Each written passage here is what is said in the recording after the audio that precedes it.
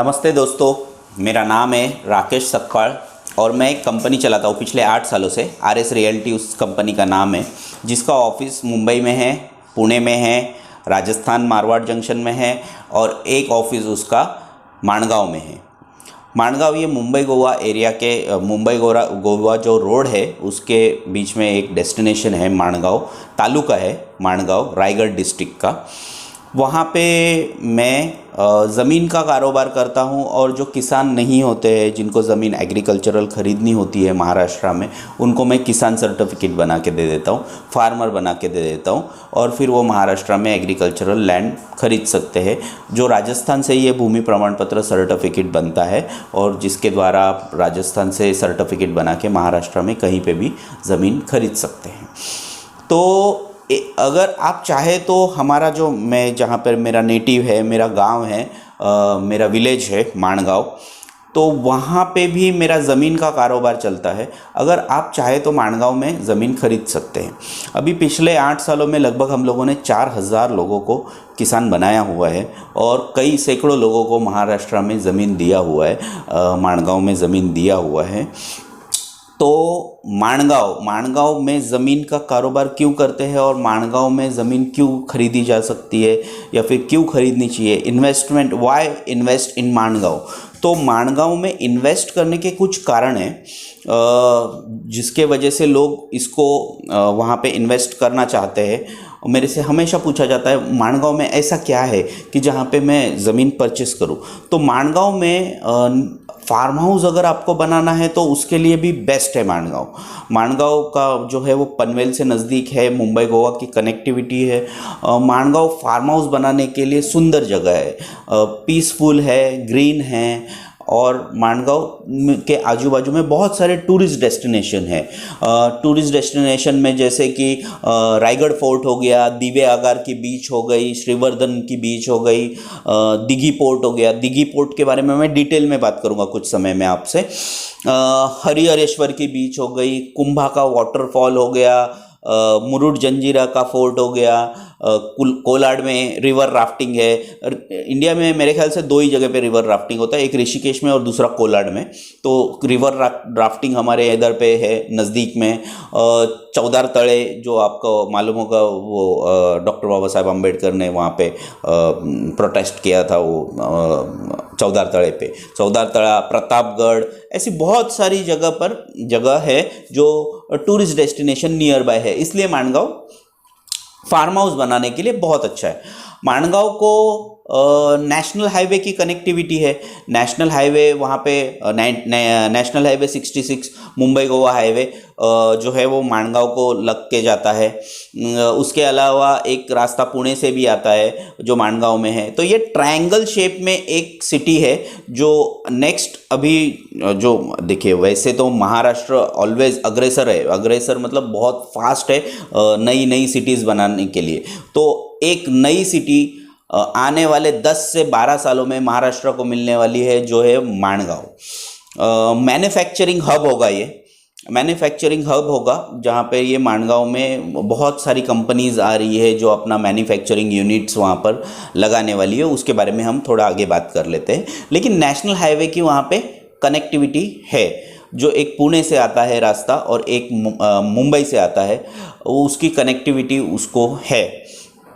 उसके अलावा एयरपोर्ट की कनेक्टिविटी है। नियर बाय में इंटरनेशनल एयरपोर्ट है पनवेल में, जो 70-80 किलोमीटर के ही दूरी पे है माणगांव से।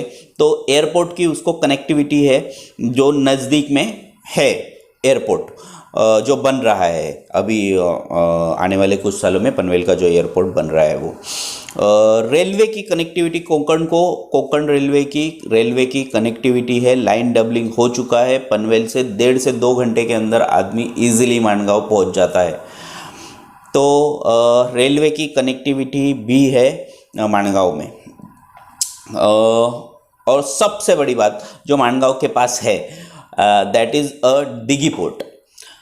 दिघी पोर्ट जो है वो अडानी, अभी इस समय अडानी ग्रुप जो है वो बना रहा है। महाराष्ट्र गवर्नमेंट ने उनको कॉन्ट्रैक्ट दिया हुआ है और वो वहाँ पे 4 जेट्टी का काम कर रहा है, दिघी पोर्ट। तो दिघी का बहुत बड़ा एक पोर्ट बन रहा है वहाँ पे, जो कुछ ही समय में स्टार्ट हो जाएगा। इवन दिघी पोर्ट के लिए जो कनेक्टेड रोड है, कनेक्टिविटी के रोड है, वो कनेक्टिविटी के रोड भी 100% कंक्रीट के बन चुके हैं, जहाँ पर हम लोग मैन्युफैक्चरिंग करेंगे माणगांव में, और फिर वहाँ पे सारा वो एक्सपोर्ट हो जाएगा। तो माणगांव के पास में वो दिघी का पोर्ट है, जैसे नवी मुंबई के पास है, नवी मुंबई के पास है अपने JNPT, वैसे ही माणगांव के पास है दिघी का पोर्ट। तो दिघी पोर्ट है। अब अगर आपको 20 से 30 साल पहले, 20 से 25 साल के पहले पुरानी बात अगर याद होगी, तो नवी मुंबई में कुछ नहीं था, जंगल था, आप जंगल कह सकते हैं उस नवी मुंबई के एरिया को। नवी मुंबई के ग्रोथ में अगर सबसे बड़ा किसी का योगदान रहा है तो वो JNPT का रहा है। JNPT के वजह से आजू बाजू में मैन्युफैक्चरिंग यूनिट्स आई, जैसे तळोजा MIDC आया, खालापुर MIDC आया, ढेकू MIDC जिसको खालापुर MIDC आया, वापस आपका म्हापे MIDC आया। ऐसे 4-5 MIDC वहाँ पे आए, और 4-5 MIDC आने के बाद में आजू बाजू की जो ज़मीन थी वहाँ पर लोग आए रहने के लिए, और लोग आके जैसे सिडको फिर बना, फिर सिडको ने अपने फिर वहाँ पे बिल्डिंग्स कंस्ट्रक्शन किया, और लोग वहाँ पर रहने आए। तो एक बहुत बड़ा सिटी कुछ ही आने वाले, जैसे मैंने कहा महाराष्ट्र एकदम अग्रेसर है, नए नए सिटीज़ बनाने में बहुत फास्ट है महाराष्ट्र। तो आने वाले 20-25 सालों में ही हम लोगों ने एक बहुत बड़ी प्लान सिटी बनाई हुई है नवी मुंबई। वैसा ही एक सिमिलर सिटी बनने वाला है 20 सालों के अंदर, 15 सालों के अंदर माणगांव। तो माणगांव के पास इस वक्त वो पोर्ट है। और अब बात करें माणगांव में MIDC की, पिछले 8 सालों से हम लोग इस MIDC के ऊपर भी काम कर रहे हैं। तो MIDC का एक्विजिशन हमारे यहाँ पे माणगांव में हो रहा है। किसानों की ज़मीनें लिए जा रही है, और उसके ऊपर वो ज़मीन फिर लीज पे बड़ी बड़ी कंपनीज़ को दी जाती है। किसानों की 15,000 एकड़ का ज़मीन का एक्विजिशन महाराष्ट्र स्टेट गवर्नमेंट कर रहा है। माणगांव के लोगों के लिए ये बेस्ट न्यूज़ है, क्योंकि उनकी ज़मीन जाके उनको वहाँ पे काफ़ी सारे जॉब अपॉर्चुनिटीज़ यहाँ के लोगों को मिलने वाली है, और बहुत अच्छा एक्विजिशन का कंपनसेशन गवर्नमेंट वहाँ पे देती है, MIDC वहाँ पे देती है। तो अगर आप भी चाहें तो एज ए इन्वेस्टमेंट के बतौर MIDC में एक्विजिशन में जाने वाली ज़मीन हमसे ले सकते हैं, और महाराष्ट्र में वो एक्विजिशन में जाने वाली ज़मीन भी हमसे ले सकते हैं, और 2-3 साल में उससे आपको अच्छा कंपनसेशन भी मिल जाएगा।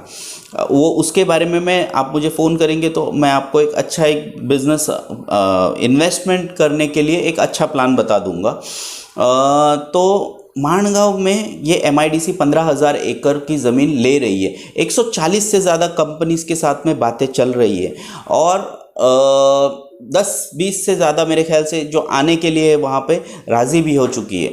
तो नेक्स्ट मैन्युफैक्चरिंग हब होने वाला है माणगांव, कि वहाँ पर अगर आपका MIDC में एक्विजिशन में जाने वाला ज़मीन है, आपने थोड़ा ज़मीन का टुकड़ा रखा है अपने लिए, तो आप वहाँ पर उस ज़मीन के ऊपर उस ज़मीन को रेंट पे दे सकते हैं, वहाँ पे फैक्ट्रीज़ लगा सकते हैं, तो कमर्शियल लैंड होगा आपके पास में। उसके अलावा आप अगर आजू बाजू में अगर ज़मीन खरीद रहे हैं माणगांव में, तो फिर वो आपका आगे चल के उसको भी ग्रोथ आएगा। MIDC के अंदर की ज़मीन रहेगी तो बहुत सारे बेनिफिट्स रहेंगे आपको। तो अगर आप MIDC का अगर ज़मीन खरीदना चाहते हैं, MIDC स्टैम्प किया हुआ या फिर MIDC के एक्विजिशन में जाने वाला, वो ज़मीन में आप मेरे से ख़रीद सकते हैं।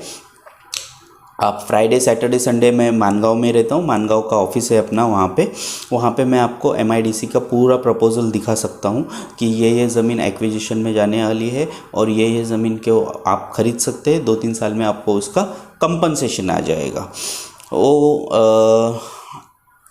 तो जैसे मैं बता रहा था, ये सिमिलर सिचुएशन है जो कुछ साल पहले नवी मुंबई की थी।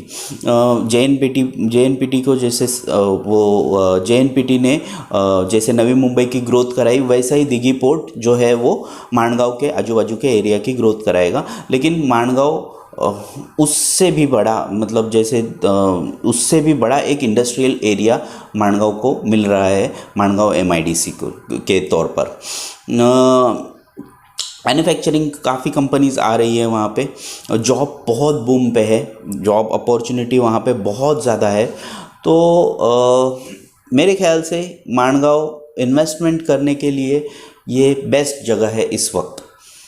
माणगांव जैसी MIDC और दिघी पोर्ट के वजह से वहाँ पे इन्वेस्टमेंट करने के लिए ये बेस्ट जगह है, और रहने के लिए भी बेस्ट जगह है, क्योंकि नेचुरल ब्यूटी है, बहुत सारी टूरिस्ट डेस्टिनेशंस है।